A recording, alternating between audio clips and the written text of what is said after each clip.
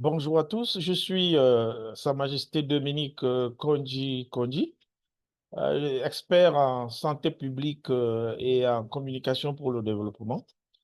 Je suis le président du conseil d'administration de l'Association camerounaise de santé publique et je suis membre de la commission de politique de la Fédération mondiale des associations de santé publique. Et puis, je suis diplomate de la Charte mondiale pour la santé des populations. Je suis très heureux, n'est-ce pas, d'intervenir dans le cadre du 18e Congrès mondial de santé publique qui aura lieu du 6 au 9 septembre 2026 à Cape Town, en Afrique du Sud. Et, je vais m'adresser aux professionnels, aux hommes politiques et aux consorts pour les solliciter et leur demander de participer de manière active et massive à cette conférence importante. Si je dois choisir un mot en rapport avec les espoirs que j'ai du congrès de 2026, du congrès mondial de 2026, je dirais l'équité en santé dans le monde, hein, l'équité en santé dans le monde. Et je pense que l'équité, c'est un droit et part du droit lui-même à la santé. Et il est important que, au cours de ce congrès, nous puissions discuter de la façon comment est-ce qu'il faudrait procéder vraiment pour que, il y ait de l'équité en santé dans le monde entier. La santé, le monde, c'est un village planétaire aujourd'hui. Et ce qui se passe aux États-Unis, ce qui se passe en Australie en matière de santé, eh bien, nous avons des environnements qui s'influencent aujourd'hui et des maladies qui traversent les frontières. Il faudrait prendre des dispositions pour que, n'est-ce pas, la santé partout dans le monde bénéficie à tout le monde, à tous et à chacun. Et à travers l'équité, je vois un peu, n'est-ce pas, comment développer la couverture santé universelle de par le monde. Et que ce ne soit pas seulement une affaire qui est connue et qui est faite dans le monde occidental, mais que les pays africains, eux aussi, soient dans cette mouvance de développer la couverture santé universelle pour que personne ne soit laissé de côté. Et j'espère que au cours de ce congrès, nous sortirons de là avec des recommandations, des résolutions qui pourront être adoptées et appliquées dans tous les continents et particulièrement mon continent qui est l'Afrique. On veut bien que le congrès apporte des innovations et consolide les acquis et apporte des innovations. Et ces innovations doivent pouvoir être implémentées dans les pays.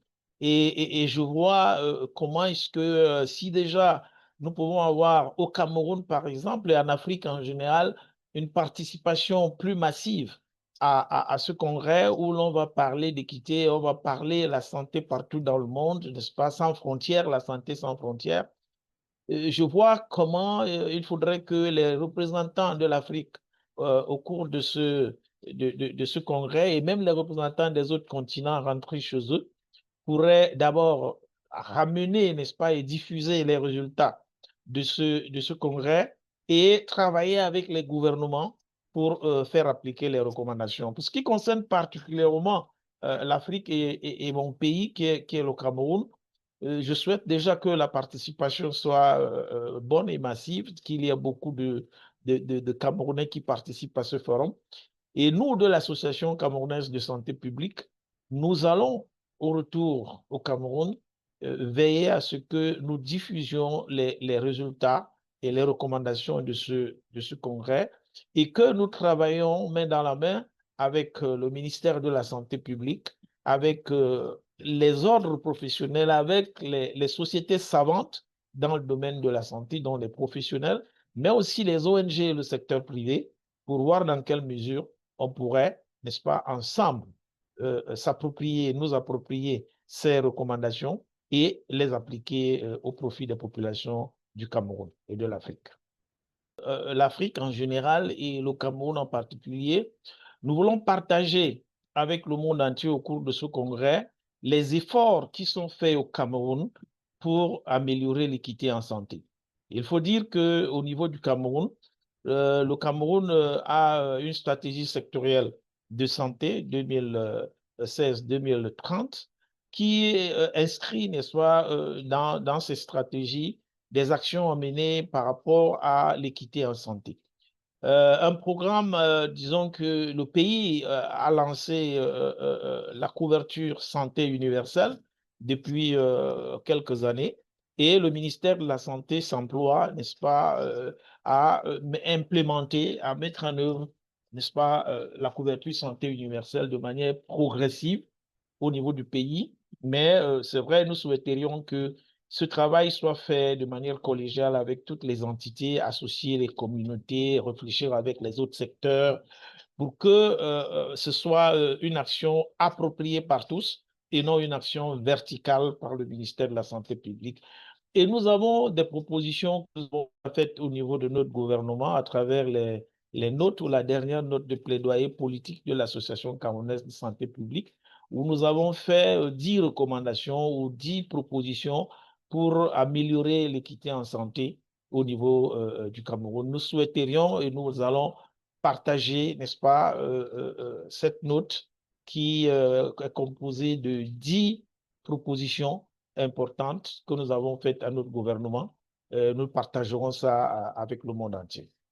L'anglais domine la scène scientifique dans le monde et cela est une grosse barrière pour les pays francophones. Nous avons environ 14 pays qui sont francophones et qui auront du mal, n'est-ce pas, à participer aux événements mondiaux de santé publique parce que la barrière de la langue est une grosse barrière pour ces pays. Nous avons au niveau de l'Afrique, dans un premier temps, nous avions créé une fédération africaine des associations de santé publique qui existent et qui a justement ce problème, n'est-ce pas, de langue, où la langue anglaise domine et les francophones ne se trouvent pas très à l'aise là-dedans. C'est une grande préoccupation parce que face à cette situation, nous avons discuté et fait une proposition, nous, je veux dire l'Association camerounaise de santé publique, a fait une proposition à la Fédération mondiale des associations de santé publique de créer, de donner un peu d'espace à la francophonie, disons qu'à l'usage du français en santé publique, en créant un forum, si vous voulez, un forum, un réseau des associations de santé publique francophones membre de la Fédération mondiale où on pourrait travailler et réfléchir sur une plus grande participation des francophones d'Afrique au Congrès mondial de santé publique de 2026 à Cape Town. Et ce forum et ce réseau a été créé. Eh bien, nous y fonctionnons avec le docteur Martha Lomazi de la Fédération et moi pour coordonner cela. Et nous allons, par exemple, sommes en train de travailler pour préparer un ouvrage qui porte sur justement l'équité en santé dans le monde que nous intitulons La marche des pays francophones du monde vers plus d'équité en santé, où nous voulons bien que tous les pays francophones du monde qui sont membres de la fédération et des partenaires s'associent à nous pour rédiger un ouvrage qui présentera la situation de l'équité en santé dans les pays francophones dans le monde et que nous profiterons pour présenter ce réseau à Cape Town, mais aussi nous pourrons aussi présenter cet ouvrage. Je dois dire que le Cameroun a l'avantage d'être un pays bilingue comme le Canada. Donc, nous utilisons ici la langue française, bien sûr en majorité, et la langue anglaise. C'est ce qui veut dire que l'Association camerounaise de santé publique fait du français et de l'anglais. Nous diffusons des informations, nous diffusons la documentation en français et en anglais. Et tous les membres chez nous sont supposés être bilingues. On n'a donc pas de grands problèmes. Et justement, nous jouerons un rôle de facilitation auprès de nos collègues des associations de santé publique francophones d'Afrique pour la traduction, mais en même temps pour les pays, les associations anglophones, où nous jouons ce rôle, n'est-ce pas, d'intermédiaire pour la barrière, pour résoudre et limiter la barrière linguistique. Nous espérons bien qu'au cours de ce forum, les efforts que nous sommes en train de fournir et le plaidoyer que nous sommes en train de faire de par le monde pour mobiliser les ressources afin qu'il y ait une traduction simultanée français, anglais et d'autres langues lors de ce congrès, que ces efforts pourront aboutir et que nous ayons le moyen de trouver quelques bourses quand même pour que les pays francophones participent à ce congrès. Un congrès mondial comme celui-là est une occasion de rencontre de haut niveau. Vous voulez savoir avec qui on souhaite, qui est-ce qu'on souhaiterait rencontrer, quel type d'organisation on souhaiterait rencontrer. Évidemment, on souhaite rencontrer les décideurs. On compte rencontrer des décideurs pour discuter à un haut niveau avec eux. Donc, comptons faire du plaidoyer de haut niveau avec les décideurs, les grandes organisations, dont les organisations internationales qui font dans la santé, dans toutes ces composantes, les organisations régionales aussi. Il est important que nous travaillions un peu avec les organisations régionales et sous-régionales qui sont dans le domaine de la santé, comme en Afrique, l'Union africaine, qui a une composante santé importante avec le CDC, Afrique, l'OMS qui est là, l'UNICEF, l'UNFPA et bien d'autres, et les sous-régionales qui sont pour l'Afrique centrale, l'Afrique de l'Ouest et consorts dans le domaine de la santé, Organisation de la santé pour l'Afrique de l'Ouest, par exemple. Nous souhaitons rencontrer tout ce monde-là, mais en même temps, souhaitons rencontrer beaucoup de collègues des associations de santé publique de par le monde. Et si nous pouvons rencontrer des donateurs, je vous en prie, ce serait une aubaine, une opportunité importante parce que Dieu seul sait si nous, les associations d'Afrique, nous avons besoin des donateurs qui viennent nous aider à implémenter nos projets et nos politiques en appui au gouvernement. Je voudrais profiter de l'occasion pour attirer l'attention de la Fédération mondiale des associations de santé publique et particulièrement la direction exécutive pour ce que j'ai déjà eu à signaler pour dire que l'OMS, la Fédération mondiale a un très bon programme de coopération avec l'OMS au niveau de Genève. Le souhait est que ce rapport, cette collaboration qu'il y a entre l'OMS et la fédération vienne dans les régions de telle sorte qu'au niveau de chaque organisation régionale, prenons l'OMS par exemple au niveau régional, que la Fédération mondiale soit reconnue et si elle a des représentants, qu'ils soient reconnus au niveau régional. Et pourquoi pas, il faudrait qu'on ressente l'impact de la Fédération mondiale des associations de santé publique dans les pays.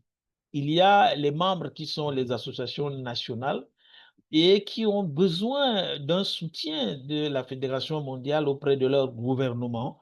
Et déjà, je peux apprécier et féliciter la Fédération mondiale qui a toujours été auprès de l'Association camerounaise de santé publique pour nous soutenir par des actions que nous organisons. Et nous souhaitons que cela se fasse avec beaucoup d'autres pays et cela crédibilise davantage les associations de santé nationale de santé publique et surtout, cela permet au gouvernement de savoir que ce que les associations font au niveau du pays est reconnu au plan mondial et couvert, coordonné par la Fédération mondiale.